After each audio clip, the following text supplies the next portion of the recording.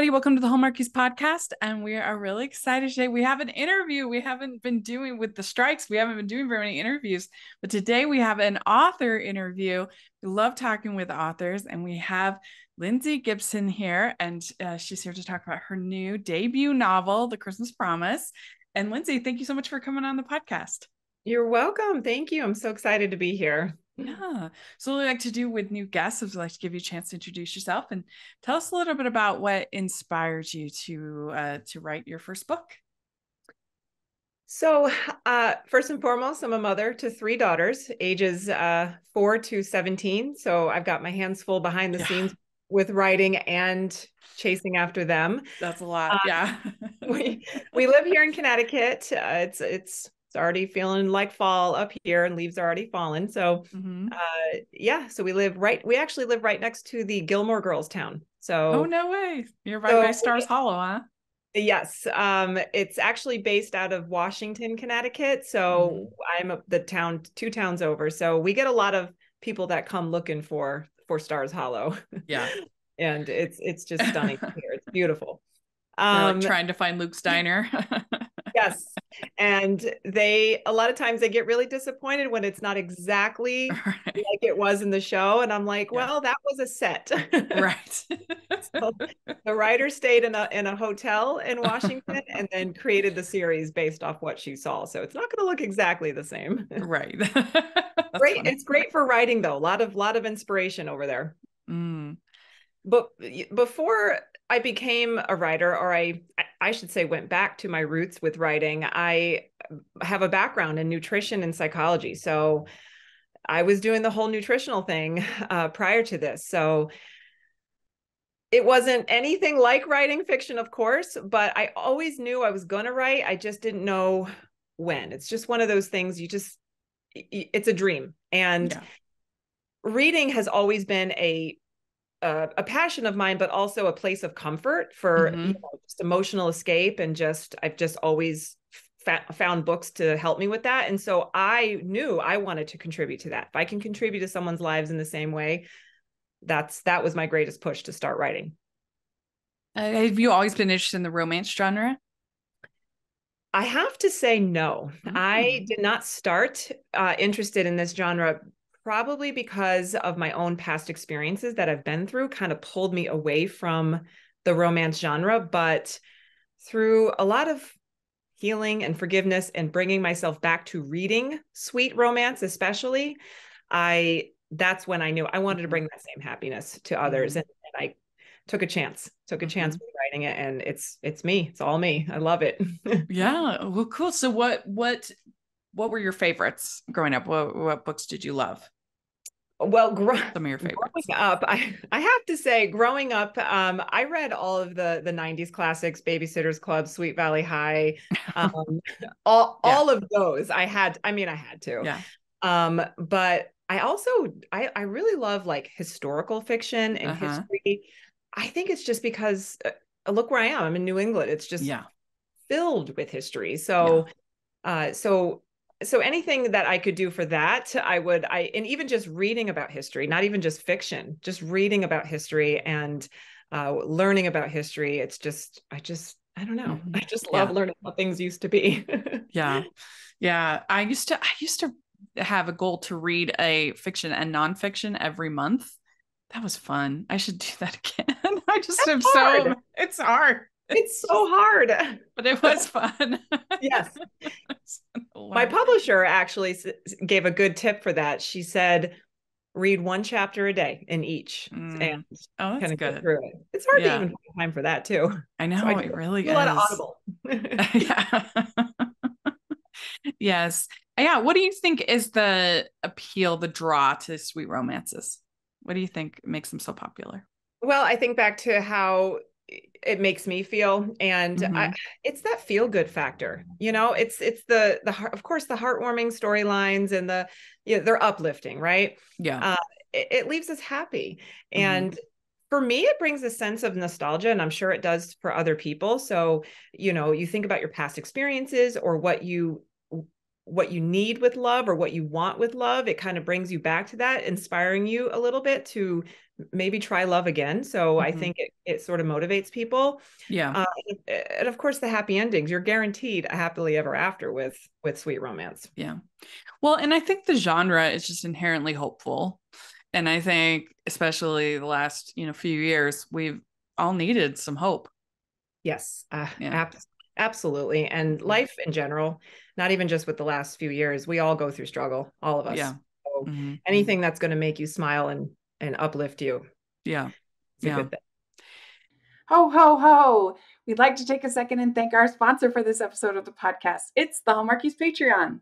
Do you love Hallmarkies podcast, especially at Christmas? Do you enjoy the holiday previews, recaps, interviews, and bonus episodes? If the answer is yes, please consider supporting the Hallmarkies Patreon. We need your help to do what we do both during the Christmas season and all year round. But not only do you help a podcast led by strong, independent women by becoming a Patreon, you get to become a part of the Hallmarkies family. Starting at only $2 a month as a patron, you will have access to our Facebook Patreon group where we talk about the movies, shows, and more all year.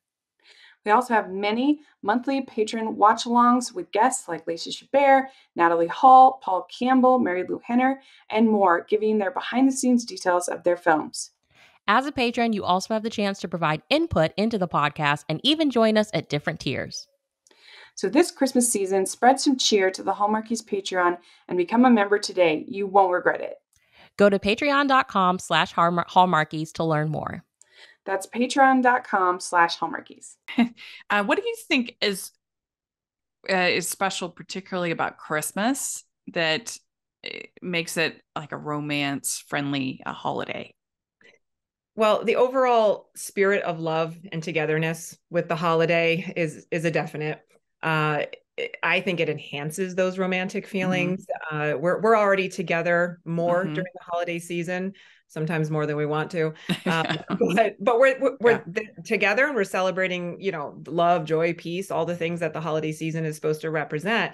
So I think with that season of togetherness and love, it invites us to be more romantic and show more romantic gestures, a lot more hugging and gift giving, things like that. And so I just think it's the perfect setup and atmosphere for a romance novel. Yeah. And it would be, if we didn't have Christmas, it would be such a tough time. Like it's just kind of cold and gloomy, and if like we didn't have some kind of magic to get us through, it would be tough. I think, and I'm glad you said magic, because all year long we're not really in that magical feeling. It's something about the holidays, regardless if you even like the holidays or not. You can't help it. It's everywhere. It's every store you walk into, it's on TV. So all of us, I don't care who you are, all of us will feel some magic with it. Yeah. Now for this book, did you set out to write a Christmas book, or did you kind of add those elements after later? I knew right away I was going to write a Christmas novel. Christmas is my favorite. And so, and I just think with the characters I was developing and the plot that was evolving in my brain, I just knew Christmas was the perfect time of year to bring it in. Yeah. So would you say that you're a pantser or a plotter? Well, I start out as a plotter. I think a lot of writers do that. I'll write the idea. I try to outline it. And especially as a new writer, I have to get some sense of structure because I'm still learning with that. Yeah. But for me, as I start going and I get in the flow, everything, all my best work comes out during those moments. I will switch directions, I will change, and then all of a sudden I'm adding things. I mean, you can't really outline a full novel word for word. Yeah. So since this is your first, so did you write the book and then pitch it to Jenny or in Harper Road, or how did that all work? How did this come into fruition, this book? I had been watching Jenny with Harper Road for about a year prior to that, and just kind of following along, getting a sense of her vision. and just seeing how she was growing and her plans. You know, she's great with being open and honest about so many things. And so I just kind of was watching, and I felt drawn to her then. But then once I wrote the book, the first draft, there was many drafts later, right? Mm-hmm. Once I had it down, to the best that I knew how, I just all of a sudden said, nope, I'm going to submit. And I actually didn't think twice. I just said, I'm going to do it. And I did, and crossed my fingers and toes. And yeah, and so here we are. Yeah. So you didn't have an agent or anything. You just went for it.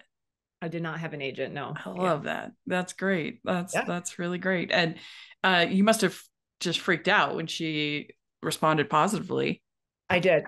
I definitely, with my 17-year-old, she loves romance too. And well, I think it's just because she loves talking about my book concepts with me, being a young that's girl. cute.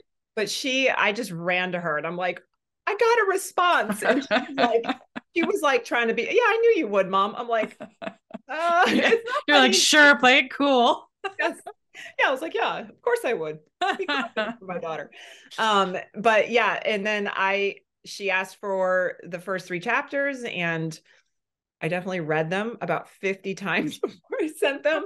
And then she asked, I think after that is when she asked for the full manuscript. That's great. That's great. Well, why don't you tell the audience about The Christmas Promise, a little bit about the book? Yeah. So as you can probably imagine, from what we've talked about, it's a heartwarming holiday sweet romantic story. The thing about it's a little different. It weaves the past and the present sort of through the narrative, all through the lens of my main character. Her name is Charlotte Moore.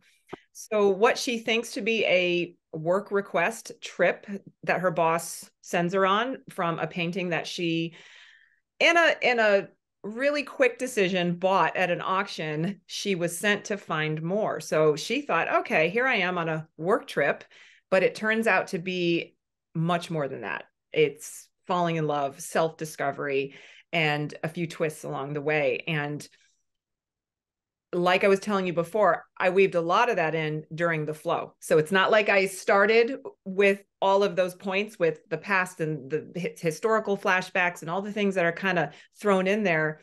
That just sort of came. And through some editing, we added more and deepened it more. And I just love how it turned out. It definitely brings a lot of a depth, the depths of love and all the things that readers want and look for. But of course, you got the snowy, picturesque New England coastal town vibes. You have to throw all that in there. That's a part of the love story. Yeah, I think there's a series here on Hallmark called Signed, Sealed, Delivered, and I think that that's very popular. That I think that fans of that series, The Postables, I think will enjoy this book as well, because it has that same sort of like, there's a little bit of kind of a mystery of putting the clues together for the painting, kind of like what they do on Signed, Sealed, Delivered. And did you have a painting that like inspired you with this idea? How did you get this idea? It was actually I have a very deep love for ruby rings. So ruby in the painting, there is a ruby ring on a sunset on a beach. And I actually created the idea and the concept around this ring. So the ring was the central point in my original idea. I love rubies. They're rare. They represent deep emotions, passion and love. And of course, and as my readers get to know the 2 main female leads, the historical one, and of course, Charlotte, my modern, I call her my modern lead. I do a lot of TikToks with them. It's fun. But they're very passionate, fiery, things like that. So I kind of took the ring symbolism and then morphed it into my characters, if that makes sense. And then just created the whole story around that. So that was my original inspiration. Cool. Yeah. Did you have a place that was your inspiration for Seabreeze? Yes. I don't know if you've ever been to New Hampshire, but Portsmouth, New Hampshire is a coastal town. It's very popular. It's like New Hampshire's own little island. It's called Newcastle, so you go over the bridge from Portsmouth and then you're in this sea coast island. It's absolutely stunning, especially in the summer or in the fall even too. And that's where Seabreeze is inspired from, is Newcastle, New Hampshire. That's cool. So how did you develop Charlotte as a character? What was that process like? She's been changed, tweaked, and edited a lot, but the central like core of who she is never ever faltered. It never changed. Mm-hmm. And I wanted her to, what's the word? I wanted her to find herself again, which actually stems from something personal for me. And that's how I developed her, is coming back to being a writer, saying I'm a writer and that's who I am, and not being afraid to do that. That always stayed the same with Charlotte. I just had to create the whole storyline around her to help her grow through that, that arc, that character arc. Well, and she starts out making this a huge mistake, but it ends up actually not being a mistake, and you get to go on this journey with the character. And so I thought that was a good character arc for her, that you see her grow as a character. Yeah. Yes. She, I hope it portrays her building her confidence. Yeah. At first I thought that, is Troy going to be the love interest because of sort of the back and forth at the beginning? Yeah. Then of course, when she gets to, you can't beat a hometown hunk. Yes, of course. we had to trim Troy down a little bit. My brother is actually an artist, and he described one of his professors to me once, and that just stuck in my head. And Troy is very similar to this professor that he had in art school, and they're very animated. Yeah. I love Troy, but we had to tone him down a little bit. Yeah. So when you had to include the backstory of Alice, the painter, how was that? Was that tricky to figure out? Okay, how much of this do I include with Oliver and Alice and kind of that backstory? Because you wouldn't want too much to distract you from the main plot of Charlotte and Aiden. Yes, absolutely. I actually had to add a little bit more. It was suggested that I added a little bit more just to deepen some points so readers can connect the dots towards the end. And I loved writing those scenes because that's where all the history comes in, right? That's right. I had to do a lot of research to make sure the etiquette was right and to make sure that how the characters interacted was true to that day. And especially for this area, I came to find out different parts of the US have different etiquette for different time eras too. So I did a lot of research with that. And that actually just flowed for me. I knew I had to make a connection for the readers with the ring and with, because they're going to have questions, so once I started, it just sort of flowed, just putting her together. Oh, that's cool. Hey, this is David from the Piecing It Together podcast, a podcast about movies and the movies that inspire them. For over 4 years, each week, a guest and I take a look at a new movie through the lens of what other movies we think were either an influence or connect in some other way. It's a fun, unique way to discuss films that leads to a great list of other movies to check out that either explore the same themes and ideas or maybe utilize similar filmmaking techniques. Including special episodes in our side series that twist the format, we've done over 200 episodes, so there's bound to be one on a film you've been thinking about and want to dig deeper into. So check us out on all the major podcasting apps and at piecingpod.com.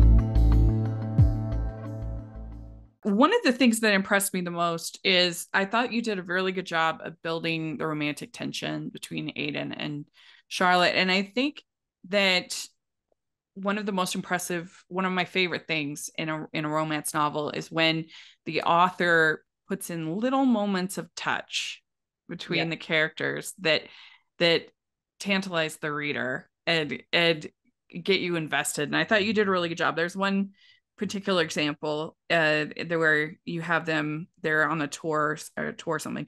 It says following along with the group, they squeezed through the tight hallway, everyone pushing close together to make their way. Aiden put his hand on the small of her back to allow her to walk ahead of him, his touch making her quiver. She really needed to get a grip and focus on what she'd come to do.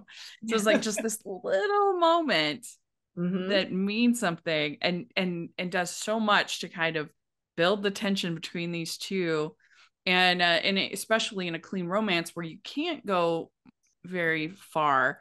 I think there's just I thought that was very impressive. Did a very good job there. Thank you. Thank you. Yeah, I think those moments hit us differently. So you have two types of romance, right? You have the steamy romance, the sultry romance, and then you have clean, sweet romance. And each of them are different and good in their own ways for readers. But I feel like it's those almost moments, the almost kiss, the almost hold hands, or the almost, as the tension and the passion builds, they just hit us differently. And they're fun to write, but also tricky because you're rooting for these characters. So you want them to just go for it, right? We're all screaming, just go for it. But that's the whole idea. We want our readers to root for them and feel that relationship build in them as they read. So, well, and sometimes I can get frustrated in a bad way with the moments of touch, because it can be like, nobody would not kiss at that moment. It's these near kisses where it's just like, come on, nobody would take the cell phone call. I say that cell phones are the thief of love,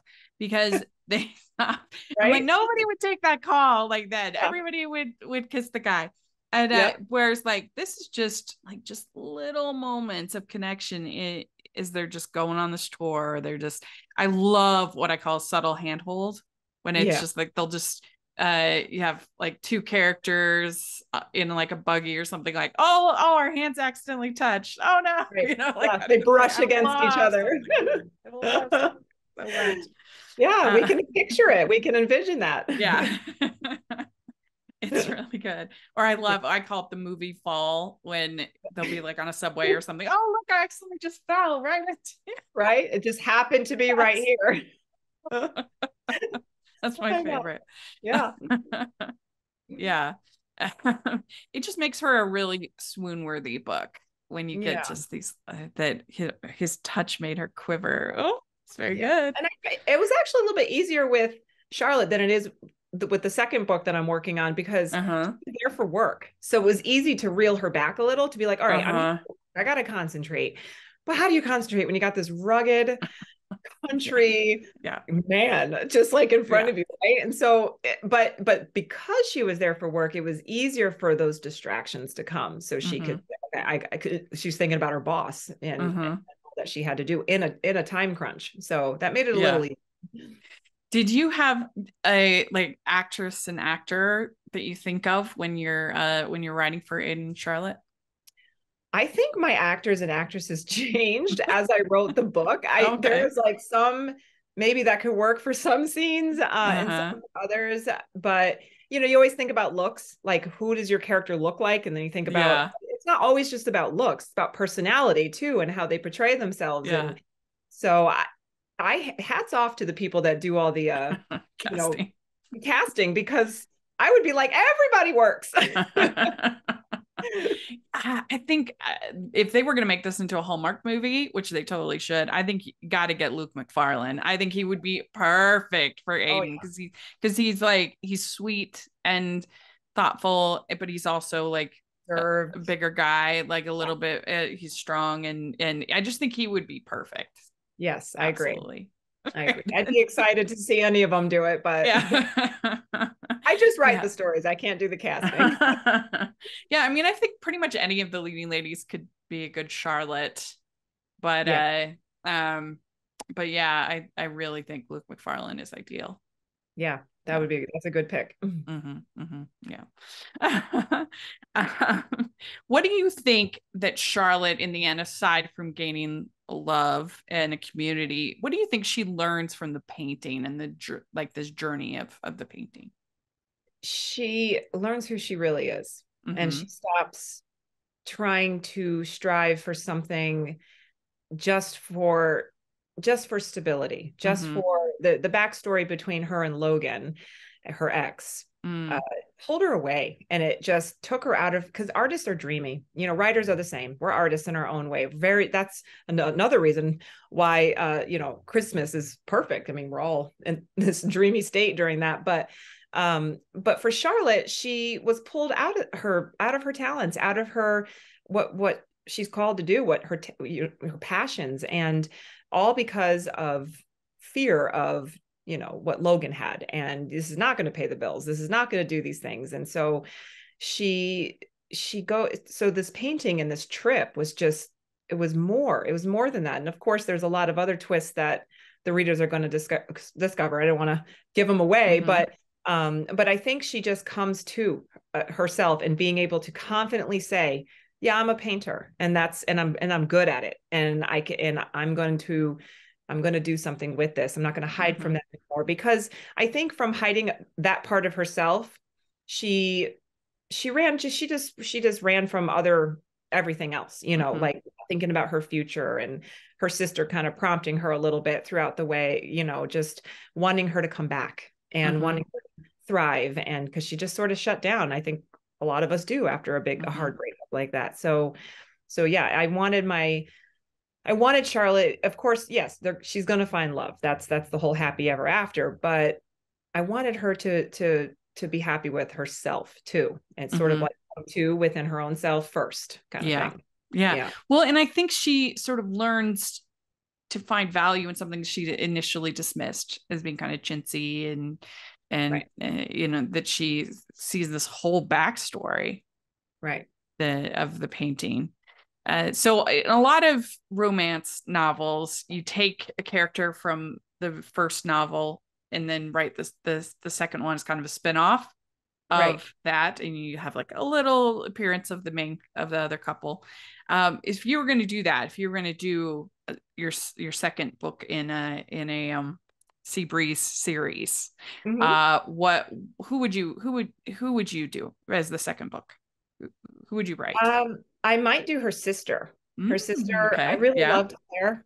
She was funny, and she always tried to snap her sister out of things, but being the younger sister, and then she's got this really talented, and she even mentions that it was always in awe of your talent. She's a teacher, but which is also an important job. But we didn't really expand that, but some of her talents, her own talents, and her love of like entertaining, she was really inspired by the inn when she was there.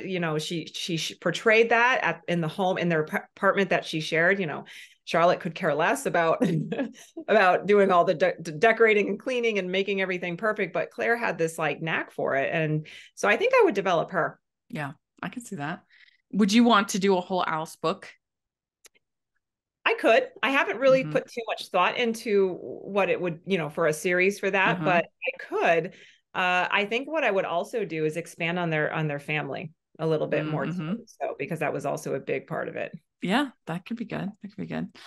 Well, very good. Congratulations. What an accomplishment to have your debut novel. That's just great. We'd like to take a second and thank our sponsor for this episode of the podcast. It's the Hallmarkies merch store. Are you looking for that perfect gift for the postable, Hardy, or Hallmarky in your life? What about getting that t-shirt or hoodie that will help you stand out at your next holiday party? Now is the time to check out the Hallmarkies merch store. Full of festive designs by artists like Jessica Miller, Carrie from Hallmark Comics, and more. You can even have more than just shirts, but totes, cell phone cases, notebooks, mugs, and more. And it isn't just Hallmark. We have designs for Anna Green Gables, Man from Snowy River, The Nanny, and more. Every purchase at the merch store goes to help support the podcast and allows us to make the great content you know and love. There are frequent sales, so go to tpublic.com/stores/Hallmarkies or see the link in the description. That's tpublic.com/stores/Hallmarkies. Well, we have some fun get to know you holiday questions. Okay. First question, what is your favorite holiday drink? Well, believe it or not, I don't drink alcohol too much. I do love a good Christmas punch. I make it for my girls, pineapple, orange, sparkling apple juice, the whole thing. Even some pomegranate. It's really good. And I make it good. I make it on Christmas morning. They love it. Oh, that's nice. Okay, good. What is your favorite holiday cookie or treat? Anything caramel. My mom actually makes an apple pie every holiday season with caramel, and even some pears. Oh my God, it's so good. Oh, so good. That sounds good. and I am married from a man from Ireland. He's got the brogue and everything. And so I have come to learn to love Bailey's desserts for the holidays. Okay. Anything with that. we kind of joke on the podcast that the only places you're allowed to fall in love in a Hallmark movie are Italy and Ireland. Oh yeah. There's lots of movies And a little, a little bit of a sneak peek with book 3. I've got a little bit of Ireland. I got a little bit of Ireland in there. I have to. Yeah. I'm married to one. Yeah. Well, I mean, if I was a writer, I would do that all the time, because then you could have research trips. Yes. And just an excuse to go see his family, of course. Yeah. That would be great. Okay. What is your favorite Christmas song or carol? I love Have Yourself a Merry Little Christmas. I don't know. It makes me tear up every time, every year. I just love that song. Have you ever seen the Sesame Street, Christmas Eve on Sesame Street? Yes, a long time ago. It's I have. So good. Yeah. It's so good. And Bert and Ernie have this Gift of the Magi plot. And then they sing Have Yourself a Merry Little Christmas. Oh man, I'll have to put it on. My girls would love it. My 4-year-old would love it. So I'm going to have to find it somehow. It's so good. It's because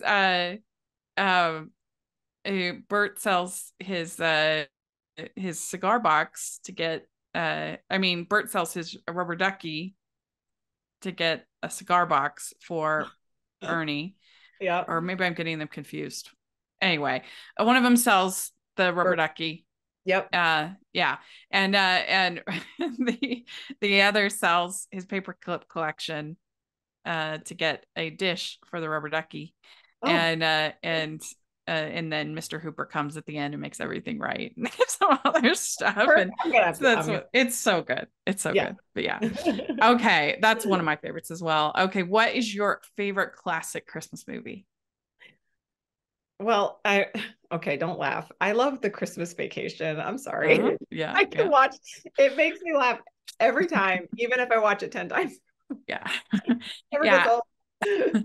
I think of my grandma when I think of that movie, because particularly the scene when the squirrel comes out of the tree, she would laugh so hard she could barely breathe. That's me. That's how I'm laughing every single time. My teenager's like, Mom, okay, this is like number 5 of the scenes. I'm like, it makes every time.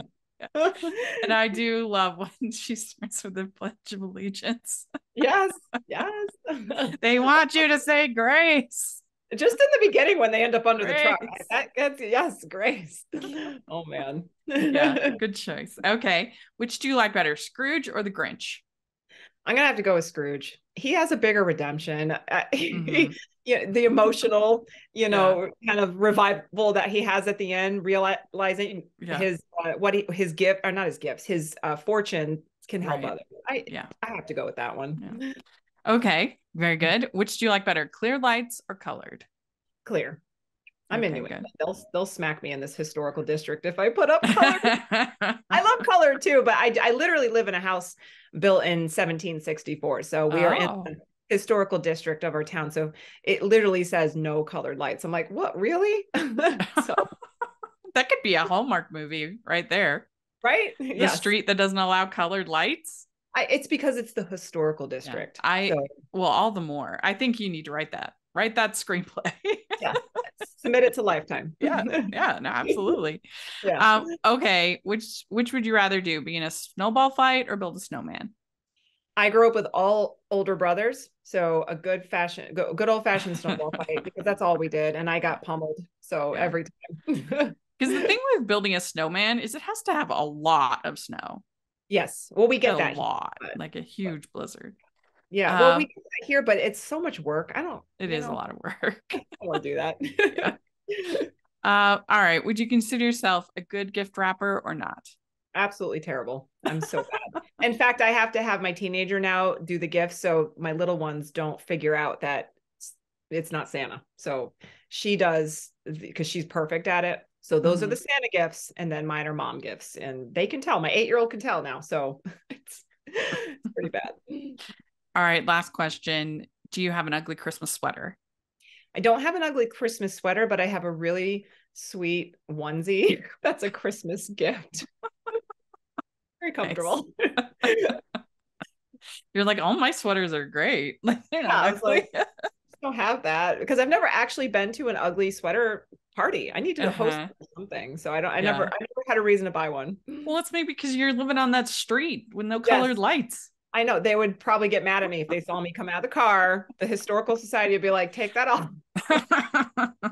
Put on your Christmas bonnet. This is 1764. Can you imagine if you got one of those like blow up? I know, because my 8-year-old wants to get one every year. She's like, why can't we get one? I'm like, because we would be in big trouble. My mom hates those so much. I don't know if she would come visit. Yeah. Like, I want to get one just to see what they do, just to see what would happen. You're like, you're literally the villains in a Christmas movie right now. Do you understand? I feel like you're the writer, and look what you're doing. I am trying to create a new trope here. So well, very good. You did it. You answered all the questions. All right. Very good. This was fun. It was really fun. And I hope people check out the book. I really did enjoy it. And if people, when does it come out? When can people get it? September 26th. So next Tuesday. Great. And we'll have an affiliate link, all the information in the description to check out. If people, are you on social media? People follow you at all? Yep, they can find me on all platforms, author Lindsay Gibson, authorlindsaygibson.com. I make a fool of myself on TikTok usually. Embarrassing teenager, have to do that. And nice. But I'm on all the platforms. Oh, good. Okay, great. We'll have all that information in the description. People check it out. And you can follow me at Rachel's Reviews, all of our social media, iTunes, YouTube, and on Rotten Tomatoes. Check that out. Also, make sure you're following the podcast, the Hallmarkies Podcast, all of our social media. And if you are listening on iTunes, please leave your ratings and reviews, 5 stars. It really helps us a lot. And if you are watching on YouTube, please give the video a thumbs up and subscribe to the channel. That helps us a ton. We also have a Patreon group and merch store. Check that out. And thanks again. It was so great to meet you, and look forward to reading more of your books in the future. Thank you so much, Rachel. Bye, everyone. Merry Christmas.